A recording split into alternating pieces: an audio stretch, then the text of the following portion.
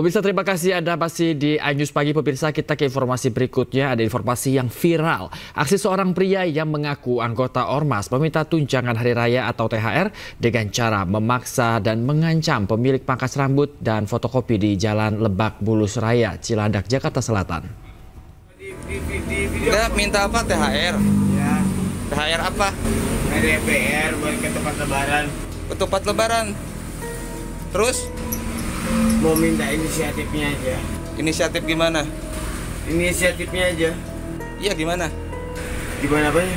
Ya inisiatif gimana?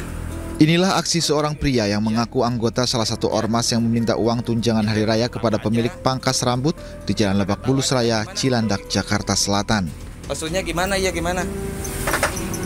Mau divideoin gitu. Dalam kondisi mabuk dan memaksa, pria tersebut meminta uang ke sejumlah kios dengan berdalih untuk membeli ketupat lebaran. Tujuannya apa? Mau minta inisiatif buat ke tempat lebaran. Korban yang merupakan pemilik pangkas rambut merekam aksi pemalakan modus THR tersebut. Orangnya lagi mabuk, sambil ngerokok tuh ke dalam tuh. Awalnya minta THR gitu, tapi ngatasnamakan oknum ormas kemarin tuh. Yang gak saya enak tuh sambil mabuk-mabuknya. Udah gitu depan customer saya juga kemarin. Tahu saya lagi motong masih tetap aja gitu. Biasanya kan orang nunggu dulu atau apa gitu. Udah saya bilang minta maaf tuh masih tetap aja gitu. Lu kagak mau ngasih, malah terus ngancem gitu. Malah nyeder terus ke saya di sini. Ya itu yang bikin saya nggak enak. Saya ambil lah itu HP buat video. Tadinya ya buat bukti aja biar nanti kedepannya ada apa-apa kan kalau ada di video gitu kan. Udin, orang mabok. Aksi ini kerap terjadi dan meresahkan warga. Mereka berharap aksi tersebut agar ditindaklanjuti oleh aparat kepolisian. Dari Jakarta, Helmi Sajangbati, iNews melaporkan. Pemirsa, jelang Hari Raya Idul Fitri, fenomena organisasi kemasyarakatan meminta tunjangan hari raya kepada pengusaha viral di media sosial. Wakil Menteri Agama meminta supaya pemberian THR tidak perlu dipersoalkan, karena itu adalah bagian dari budaya Indonesia.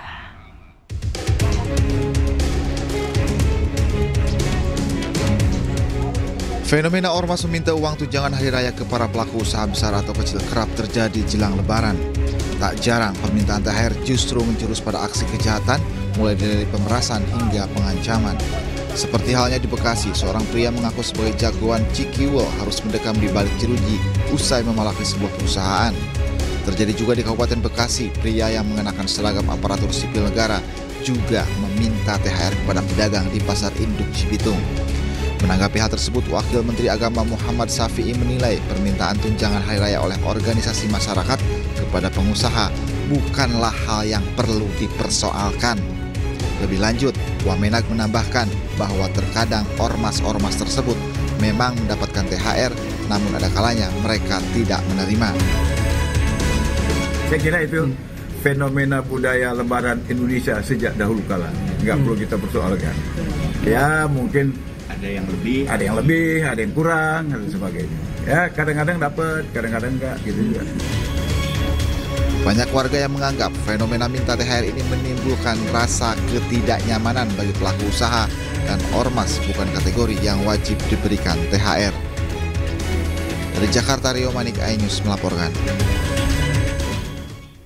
Jelang Hari Raya Idul Fitri, marak aksi premanisme kepada para pengusaha untuk meminta uang tunjangan hari raya atau THR. Terkait hal tersebut, Pemprov Jawa Barat berencana membentuk Satgas Premanisme.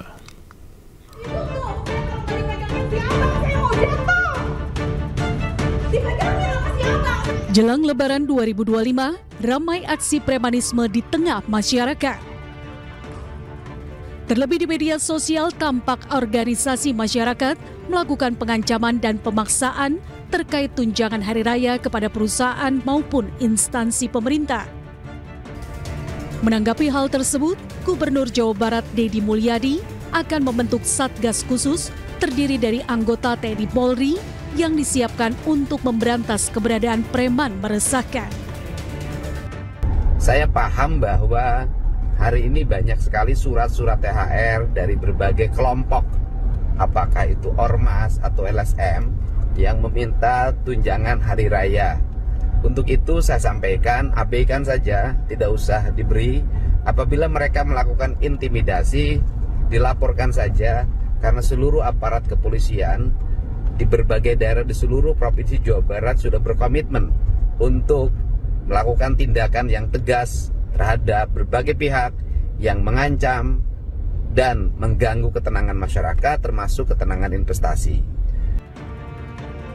Sebelumnya viral di media sosial surat edaran yang diduga dikeluarkan oleh pengurus salah satu RW di Jembatan 5 Jakarta Barat. Surat tersebut berisi permintaan uang tunjangan Hari Raya Lebaran sebesar Rp1 juta kepada para pengusaha yang menggunakan lahan parkir. Menanggapi kasus tersebut, Wakil Gubernur Jawa Barat Rano Karno menyebut memungut THR tidak boleh dilakukan.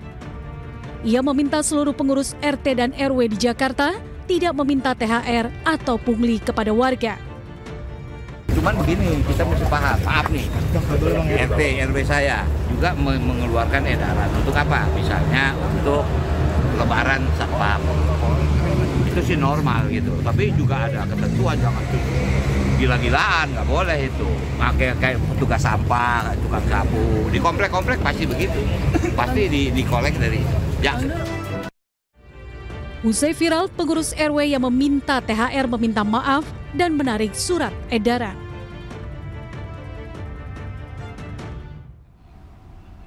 Pemirsa, sebagai kado Hari Raya Idul Fitri, pemerintah Kabupaten Bekasi, Jawa Barat mencetak sejarah dengan melaksanakan pengangkatan 9.051 tenaga honorer secara serentak sebagai pegawai pemerintah dengan perjanjian kerja atau P3K terbanyak di Indonesia untuk tahap pertama tahun 2025. Bahwa saya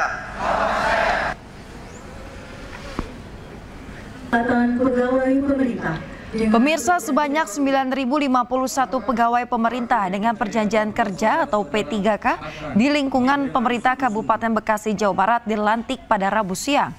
Pengambilan sumpah dan janji jabatan dilaksanakan langsung oleh Bupati Bekasi, Ade Kuswara Kunang di Plaza Pemkab Bekasi, Cikarang Pusat. Para pegawai pemerintah dengan perjanjian kerja ini akan ditempatkan di 3 formasi, yakni tenaga kesehatan, tenaga guru di Dinas Pendidikan dan juga tenaga teknis dengan masa kontrak mulai tanggal 1 Maret 2025 hingga 28 Februari 2030. Lebih semangat lagi untuk melayani masyarakat Kabupaten Bekasi, lebih disiplin lagi pastinya. Kita juga lebih menjaga apa itu katanya tadi bonding, merasa memiliki Kabupaten Bekasi sehingga mereka semua adalah merasakan daripada ini adalah tanggung jawab mereka. Ini hadiah Idul Fitri yang luar biasa ya. Seneng gak sih Ramadan? Keren kan? Iya, karena mereka ini sudah ada, kalau bidan malah ada yang udah lulus dari 2023. Tapi karena ada satu dan lain hal akhirnya nggak diangkat, keangkatnya di 2000, dianggap memenuhi syarat di 2024. Pemirsa, salah satu restoran spesialis makanan khas Jepang ini kembali melebarkan sayapnya di Jakarta. Selain bisa menikmati pengalaman dengan kualitas premium, restoran ini juga memberikan harga yang cukup terjangkau.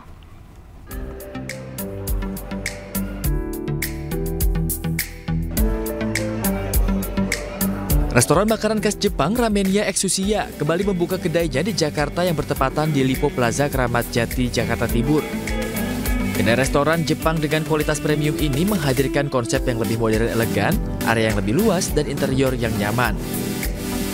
Penggemar dapat menikmati menu khas Ramenya seperti legendary chicken ramen, chicken dry ramen, hingga pilihan donburi seperti chicken hot don.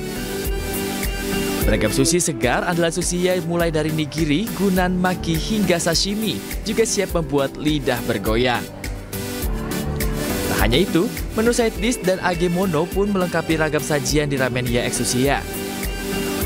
Konsep yang kita sekarang lagi kembangin itu kita collab gitu antara Ramenya dan Sushi ya. Jadi untuk customer sendiri bisa cobain Ramenya dan Sushi sekaligus dalam satu tempat, nggak perlu pindah-pindah gitu. Di bawah naungan Daya Group, ini merupakan outlet ke-9 untuk Ramenya Exusia dan merupakan outlet ke-106 untuk Ramenya dan outlet ke-11 untuk Sushi. Dengan menjangkau penggemarnya lebih luas lagi, Ramenya X Sushi berkomitmen untuk menghadirkan sajian khas Jepang yang premium dengan harga yang terjangkau. Dari Jakarta, Kevin Pakan, Irian Syawahyudi, iNews melaporkan. Pemirsa, ratusan emak-emak terlibat aksi dorong hingga berdesakan di toko baju anak Polewali Mandar, Sulawesi Barat. Ya, sejumlah anak yang dibawa ibunya ini menangis akibat terjepit.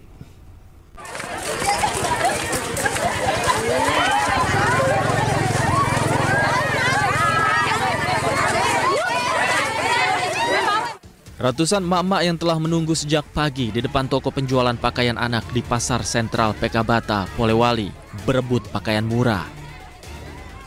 Bahkan, sebagian emak-emak pemburu pakaian lebaran ini ada yang datang saat masih gelap demi mendapatkan nomor antrian.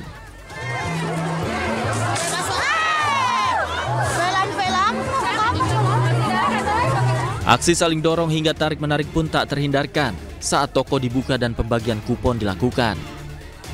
Akibatnya, anak-anak yang ikut bersama ibunya menangis lantaran terjepit di tengah kerumunan. Bahkan pembeli ada yang datang dari luar kota demi mendapatkan pakaian lebaran dengan harga murah. Dan apa kan kupon? Banyak sekali ya. Banyak sekali orang rebutan ya, orang sampai cagar-cagar nih, marah-marah karena tidak dapat nomor, ada nih apa pokoknya. Ini masuk ada kupon. Ini sudah antri Bu dari tadi? Maka dari jam 6. Berebutan kupon ini 50 nah bagikan setiap satu kali masuk. Setiap tahun toko ini menyediakan pakaian murah untuk anak sehingga diburu oleh para pembeli. Dari Polewali Mandar, Sulawesi Barat, Huzar Zainal, iNews melaporkan. Pemirsa, ratusan warga berebut takjil yang dijual seharga serba Rp1.000 dan sembako murah. Ya, takjil dan sembako murah ini pun ludes dalam waktu 2 jam saja.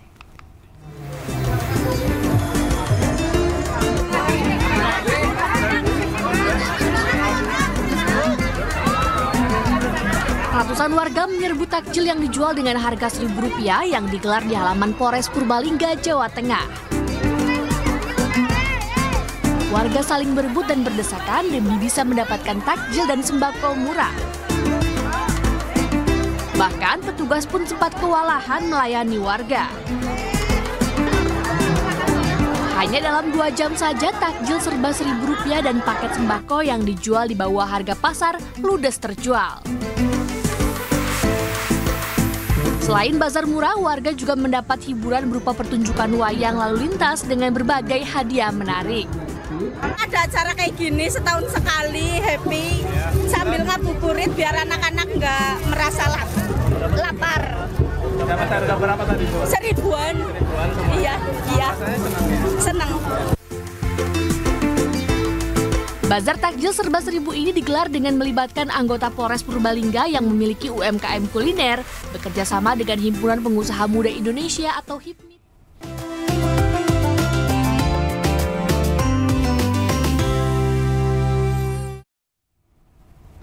Pemirsa, Presiden Prabowo Subianto dan mantan Presiden Joko Widodo buka puasa bersama di Istana Kepresidenan Jakarta. Ya, Joko Widodo tiba pada pukul 17.30 waktu Indonesia Barat.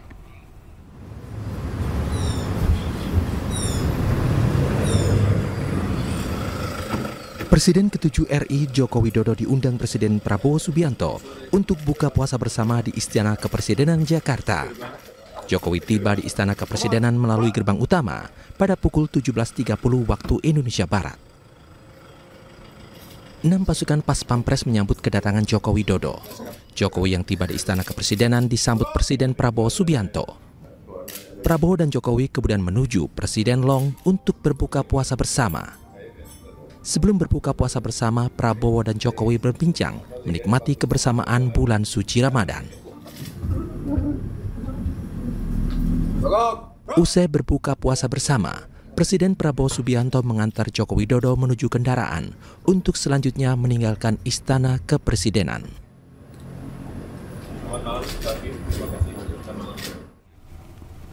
Pemirsa, Kementerian Kelautan dan Perikanan Republik Indonesia bersama MNC Peduli mengajak ratusan anak-anak ngabuburit bareng di halaman masjid yang berada di kompleks perkantoran MNC Center Kebonsiri, Jakarta Pusat. Iya, pada kegiatan ngabuburit ini anak-anak diberikan edukasi akan pentingnya protein ikan serta beragam jenis ikan laut yang melalui permainan, pemirsa.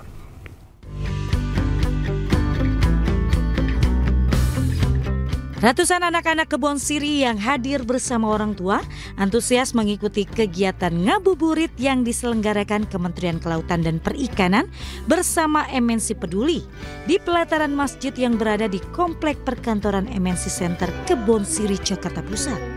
Selain ngabuburit, KKP RI dan MNC Peduli mengajak anak-anak yang hadir di lokasi mendengarkan cerita kisah Ramadan yang inspiratif. Mereka yang hadir juga diberikan edukasi tentang pentingnya protein ikan bagi tumbuh kembang anak serta dikenalkan beragam jenis ikan laut melalui permainan. Saya sangat senang ya, mudah-mudahan kedepannya juga selalu ada kegiatan safari Ramadan karena sangat membantu untuk warga kami yang ada di wilayah Kebonsiri. Dalam hal ini Kelurahan Kebonsiri sangat mengapresiasi dan juga sangat bangga sekali kepada MNC, yang mana MNC melalui program MNC Peduli telah peduli kepada warga kami. Pada kesempatan ini KKP RI dan MNC Peduli juga menyerahkan bantuan berupa sembako dan bahan makanan olahan ikan serta Al-Quran guna meningkatkan keimanan di bulan yang penuh berkah. Dan tentu kerjasama dengan para mitra ini menjadi satu langkah untuk memperluas jaringan sosialisasi dan juga edukasi terhadap bagaimana memasyarakatkan gemar makan ikan. Selain mencari keberkahan di bulan Ramadan, kegiatan ini diharapkan memberi manfaat positif serta tumbuh kesadaran orang tua dalam memberikan asupan bergizi kepada anak-anaknya, salah satunya dari ikan. Dari Jakarta, Muharlin, iNews melaporkan.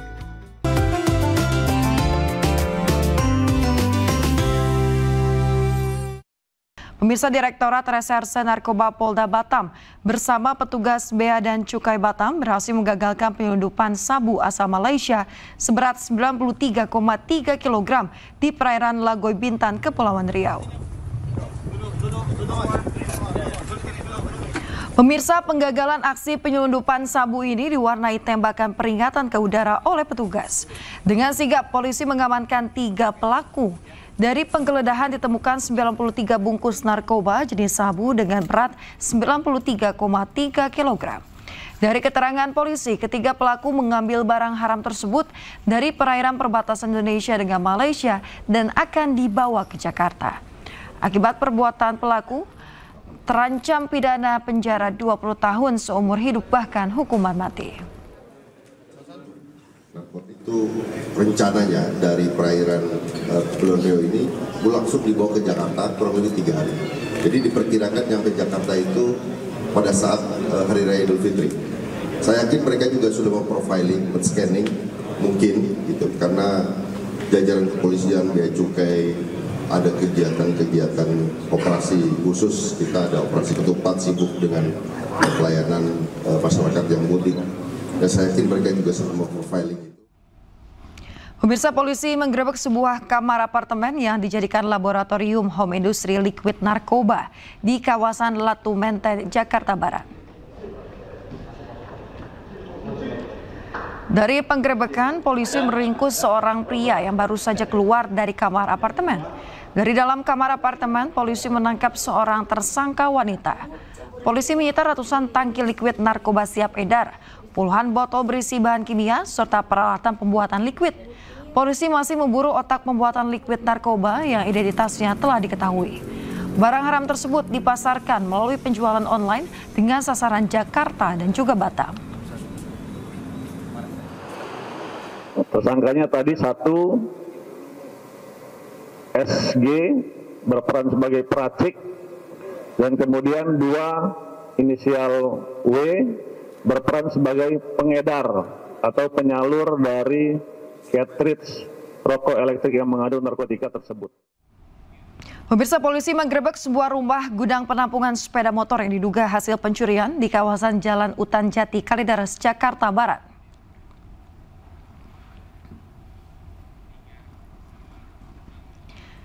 Ya pemirsa, dari hasil penggerebekan ini petugas menemukan 13 unit sepeda motor tanpa surat resmi alias bodong. Namun saat dilakukan penggerebekan, petugas hanya menemukan belasan sepeda motor bodong hasil tindak kejahatan pencurian.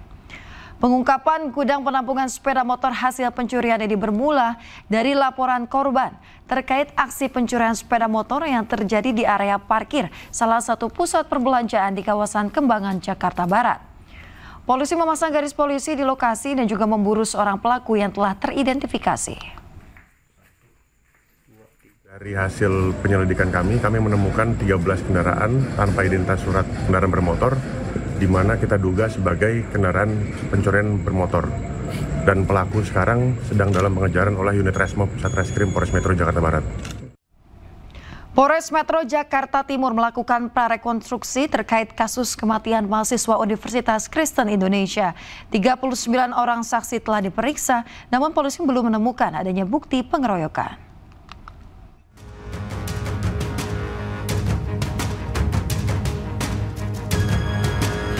Polres Metro Jakarta Timur menggelar prarekonstruksi terkait kasus kematian mahasiswa Universitas Kristen Indonesia atau UKI Kenza Erza Walewangko.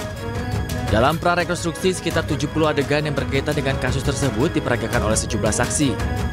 Meski demikian, ada sejumlah saksi yang tidak hadir dan harus digantikan karena terlambat. Sebelumnya, untuk mengungkap kasus ini, 39 saksi telah diperiksa. Namun Polres Metro Jakarta Timur belum menemukan bukti pengeroyokan dalam prarekonstruksi tersebut. Prarekonstruksi itu dilakukan di tahap penyelidikan. Tahap penyelidikan itu apa? Di mana tahap untuk polisi mengumpulkan alat bukti untuk menentukan ada atau tidaknya suatu tindak pidana. Dari seluruh saksi, 24 diantaranya merupakan mahasiswa yang diduga mengetahui kematian Kenza. Selain itu, polisi juga telah memeriksa pihak keluarga. Hingga saat ini, polisi masih menunggu hasil otopsi jasad Kenza untuk mengetahui penyebab kematian mahasiswa tersebut. Dari Jakarta, Rio Madik, A-News melaporkan. Pemirsa, kasus yang menjerat mantan pejabat Mahkamah Agung RI Zarof Rikar terus menjadi sorotan publik. Kendati Zarof Rikar telah didakwa atas pemufakatan jahat terkait dugaan suap hakim kasasi dan penerimaan gratifikasi dengan jumlah fantastis, yakni 915 miliar rupiah dari 51 kg emas. Absennya pasal suap dan tindak pidana pencucian uang atau TPPU dalam dakwaan justru menuai kritik tajam.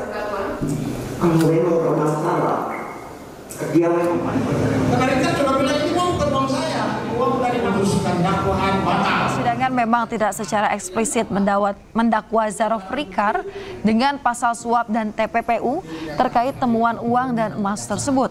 JPU dinilai fokus pada dakwaan gratifikasi dan juga pemufakatan jahat dalam kasus suap hakim kasasi Ronald Tanur.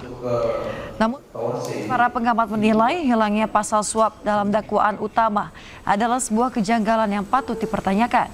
Hal itu diungkap Indonesia Police Watch atau maksud kami dan ahli hukum pidana dalam diskusi publik membedah surat dakwaan Zarof Rikar oleh Koalisi Sipil Masyarakat Anti Korupsi di Jakarta. Kasus Zarof ini sangat menarik dan menjadi perhatian publik gitu. Tapi sewaktu kita melihat konstruksi surat dakwaannya, tampaknya surat dakwaannya tidak kokoh. Padahal bangunan pembuktiannya jelas. Ada uang yang sampai 915 atau 920 miliar dan 51 kilogram emas. Tapi sayangnya kalau kita lihat ada pasal suap yang dikenakan oleh jaksa gitu loh. Pasal suap itu tapi tidak menjelaskan siapa pemberi dan penerimanya. Dengan pasal gratifikasi, maka tuntutan ini hanya berhenti di Zarof Rikar, ya. Tidak kepada hakim. Padahal dalam halaman 17 uang 915 miliar dan 51 kilogram itu disebut dikaitkan dengan suap. Ya, dengan suap penanganan perkara, tapi dakwaannya adalah gratifikasi. Pemirsa, ada kabar baik bagi para tenaga pengajar. Harapan untuk mensejahterakan para guru di seluruh Indonesia semakin dekat untuk terwujud. Program Rumah untuk Guru Indonesia diluncurkan untuk membantu para guru di seluruh Indonesia memiliki rumah yang layak dan juga terjangkau.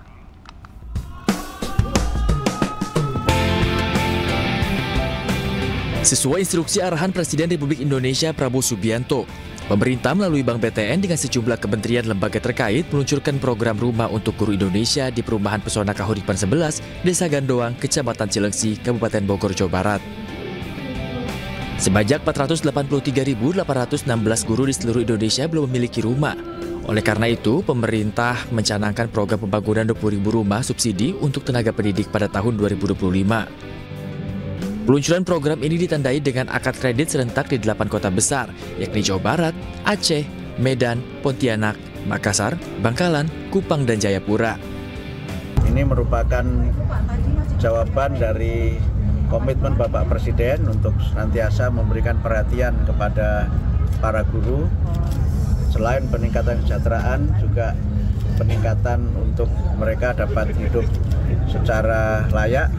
Salah satunya juga dengan memiliki rumah subsidi ini. Penempatannya banyak kan tadi seperti itu. Airnya bagaimana, retak apa enggak, jalannya bagaimana, banjir apa enggak, ya. Jadi begitulah yang ditanyakan. Pada tahun 2025 ada sebanyak 20.000 unit rumah subsidi kepada guru-guru di seluruh Indonesia dengan total nilai pembiayaan mencapai 3,4 triliun rupiah. Guru apply ke kita, KPR BTN, dan udah pasti pilih rumahnya dulu. Nanti udah apply KPR belum ada rumahnya masih lama gitu. Jadi dapat rumahnya dulu, dia mau di titik yang mana, lokasi yang cocok, baru nanti pasti datang ke BTN dan pasti kita layani. Prosesnya bisa putus antara 3 sampai 5 hari. Sementara itu sasaran program ini adalah guru berstatus pegawai negeri sipil, pegawai pemerintah dengan perjanjian kerja, honorer, maupun guru swasta yang memenuhi kriteria penerima KPR subsidi. Pemerintah berharap program ini dapat tepat sasaran kepada warga yang berhak menerimanya. Dari Kabupaten Bogor, Cahyat Supriyatna, iNews melaporkan. Viral di media sosial, seorang pria diduga merebut jersey yang dilemparkan Marcelino Ferdinand untuk seorang bocah. Selengkapnya akan hadir usai yang satu ini, tetaplah di iNews Pagi.